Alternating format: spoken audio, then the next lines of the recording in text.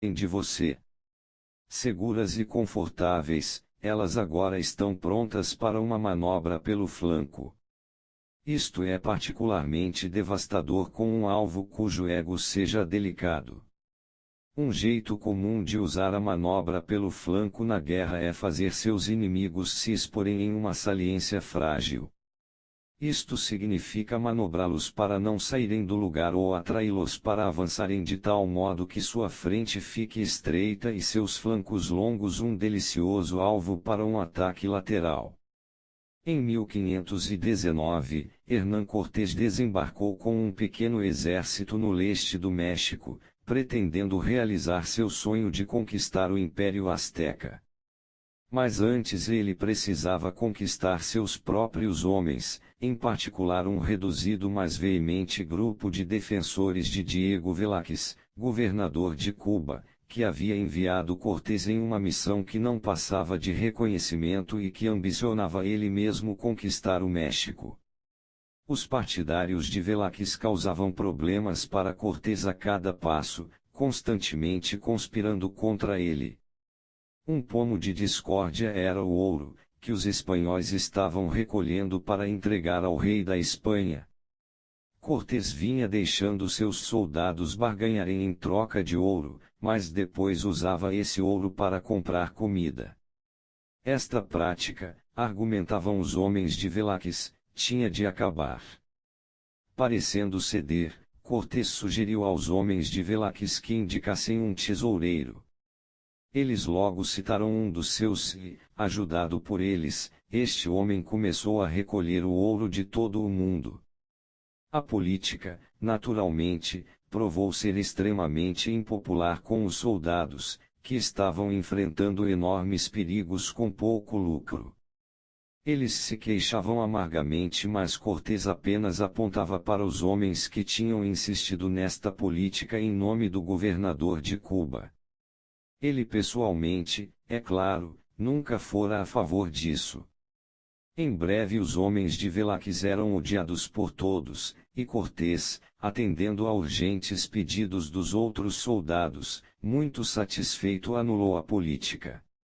A partir de então, os conspiradores não conseguiam nada com os homens. Eles ficaram expostos e desprezados. Cortés usou esta estratégia com frequência para lidar com dissidentes e criadores de caso. De início ele parecia concordar com as ideias deles, até os encorajava a ir mais adiante. Em essência, ele fazia seus inimigos se exporem em uma saliência frágil, onde suas ideias egoístas e pouco populares podiam se revelar. Agora ele tinha um alvo para atingir. Quando as pessoas apresentam suas ideias e argumentos, com frequência se censuram, tentando parecer mais conciliadoras e flexíveis do que na verdade é o caso. Se vocês as atacar diretamente pela frente, acaba não indo muito longe, porque não há muito o que mirar ali. Em vez disso, tente fazê-las ir mais adiante com suas ideias, dando-lhes um alvo maior. Faça isso sem tomar partido, parecendo concordar com tudo e atraindo-as para se moverem precipitadamente para frente. Você também pode deixá-las emotivas, incentivando-as, fazendo-as dizer mais do que gostariam. Elas vão se expor em um ponto fraco, apresentando um argumento indefensável ou posição que as fará parecer ridículas. O segredo é nunca atacar cedo demais. Dar tempo para os adversários se enforcarem. Em um mundo político, as pessoas dependem de suas posições sociais. Elas precisam do apoio do maior número de fontes possível. Essa sustentação, a base do poder da maioria das pessoas, apresenta um rico flanco para expor e atacar. Franklin Roosevelt sabia que o flanco vulnerável de um político era o eleitorado, as pessoas que poderiam ou não votar nele em sua próxima disputa presidencial. Roosevelt podia conseguir de um político que sancionasse uma lei ou apoiasse uma indicação, não importava o que ele realmente pensasse sobre o assunto, ameaçando-o com uma manobra que prejudicasse a popularidade do homem diante de seus eleitores. Um ataque pelo flanco ao status social e à reputação de alguém vai fazer com que essa pessoa se vire para enfrentar a ameaça, dando a você amplo espaço para manobrar o adversário em outras direções. Quanto mais sutis e indiretas suas manobras na vida, melhor. Em 1801, Napoleão de repente ofereceu a Rancho a chance de se tornar a protetora da ilha de Malta, então sob controle francês. Com isso os russos teriam uma base importante no Mediterrâneo. A oferta parecia generosa, mas Napoleão sabia que os ingleses em breve assumiriam o controle da ilha, pois eles a ambicionavam e estavam com as forças prontas para atacá-la, e a marinha francesa era fraca demais para protegê-la. Ingleses e russos eram aliados, mas a aliança deles estaria correndo risco em uma disputa por Malta. Essa discórdia era o objetivo de Napoleão desde o início. A evolução, por excelência, da estratégia é no sentido de cada vez mais falta de direção. O adversário que não pode ver para onde você vai está em séria desvantagem. Quanto mais ângulos você usar como uma bola branca na mesa de bilhar ricocheteando de vários lados, mais difícil será para seus adversários se defenderem. Sempre que possível, calcule seus movimentos para produzir este efeito de ricochete. É o disfarce perfeito para sua agressão. Imagem: a lagosta. A criatura parece intimidante e impenetrável, com suas presas afiadas, sua casca dura protetora, sua poderosa cauda afastando-a do perigo. Lide com ela diretamente e você pagará o preço. Mas vire-a ao contrário com uma vareta para revelar seu lado inferior macio e a criatura se torna impotente. Autoridade é virando o inimigo, atacando seu flanco, que se vencem as batalhas. Napoleão Bonaparte, de 1769 a 1821. Inverso. Na política, ocupar o flanco ao assumir uma posição semelhante à do outro lado, cooptar suas ideias para seus próprios propósitos, é uma manobra poderosa que o presidente Clinton usava com grande eficácia em suas triangulações com os republicanos. Isto não dá ao adversário nada para atacar, nenhum espaço para manobra.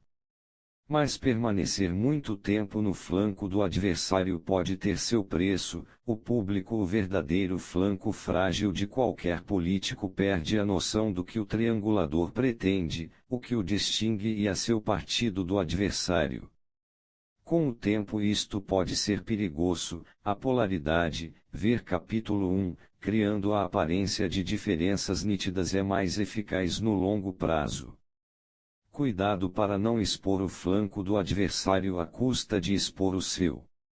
19. Cerque o inimigo. A estratégia da aniquilação. As pessoas usarão qualquer tipo de brecha em suas defesas para atacar você. Então não as ofereça. O segredo é cercar seus adversários, criar implacável pressão sobre eles de todos os lados, dominar sua atenção e fechar o acesso ao mundo exterior. Ataque de forma imprevisível para criar uma sensação diáfana de vulnerabilidade. Finalmente, ao sentir que estão ficando indecisos, esmague sua força de vontade apertando o laço. O melhor envolvimento é o psicológico. Você cercou suas mentes. Os chifres das bestas. Em dezembro de 1878, os britânicos declararam guerra aos Zulus, a tribo guerreira da atual África do Sul. O pretexto bastante trivial eram os problemas entre a Zululândia e o Estado britânico de Natal. O verdadeiro objetivo era destruir o exército Zulu, a última força nativa remanescente ameaçando os interesses britânicos na área, e absorver os territórios Zulus em uma confederação de estados governada pelos ingleses. O comandante inglês, o tenente-coronel Chelmsford, traçou um plano para invadir a Zululândia com 3 colunas, a central apontando para a capital de Ulundi, o coração do reino. Muitos ingleses em Natal ficaram entusiasmados com a perspectiva de guerra e com os benefícios em potencial de se apoderarem da Zululândia, mas ninguém estava mais excitado do que o coronel Anthony William Durnford, de 48 anos. William Durnford havia pulado de um posto avançado solitário do Império Britânico para outro, acabando por fim em Natal. Em todos os seus anos de serviço militar, Durnford não vira ação nem uma só vez. Queria muito provar seu valor e mérito como soldado, mas estava chegando a uma idade em que esses sonhos de rapaz não podiam mais se realizar.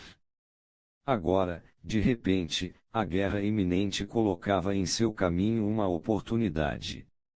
Ansioso para impressionar, Durnford se ofereceu para organizar uma força de elite formada por soldados nativos de Natal para combater ao lado dos ingleses. Sua proposta foi aceita, mas quando os britânicos invadiram a Zululândia, no início de janeiro de 1879, ele se viu eliminado da ação principal. Lord Chelmsford não confiava nele, achando que sua fome de glória o tornava impetuoso. Também, para alguém sem experiência em batalhas, ele estava velho. Portanto, Durnford e sua companhia ficaram estacionados em Hawksdrift, na região oeste da Zululândia, para ajudar a monitorar as áreas de fronteira com Natal. Obediente mas amargurado, Durnford seguiu as ordens. Nos primeiros dias depois da invasão, os britânicos não conseguiam localizar o principal exército dos Zulus, só uns respingos de homens aqui e ali. Estavam cada vez mais frustrados. No dia 21 de janeiro, Chelmsford pegou metade da coluna central que estava acampada aos pés de uma montanha chamada Isandlwana e a liderou para o leste em busca dos Zulus. Quando encontrasse o inimigo, ele avançaria com o resto de seu exército, mas os ariscos Zulus poderiam atacar o campo enquanto ele estava longe, e os homens em Hawksdrift eram suas reservas mais próximas.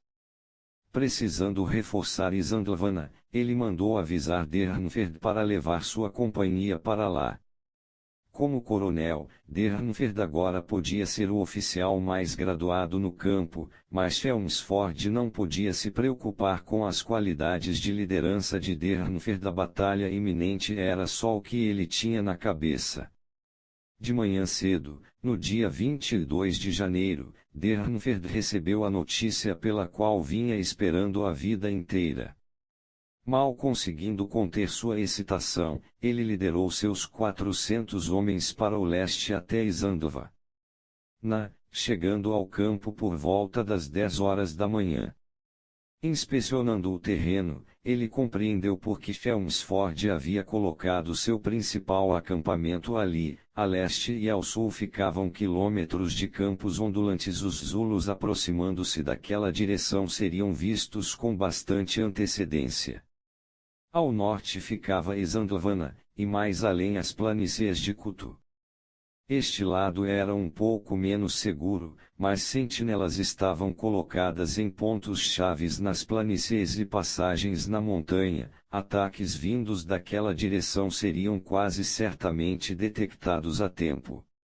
Mal havia chegado e Durnford recebeu a notícia de que uma força Zulu aparentemente grande tinha sido vista nas planícies de Kutu dirigindo-se para o leste, talvez com a intenção de atacar a metade da coluna central de Chelmsford pela retaguarda.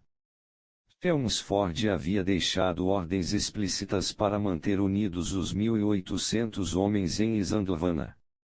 Em caso de ataque, eles tinham suficiente poder de fogo para derrotar todo o exército Zulu. de que permanecessem concentrados e mantivessem suas linhas em ordem.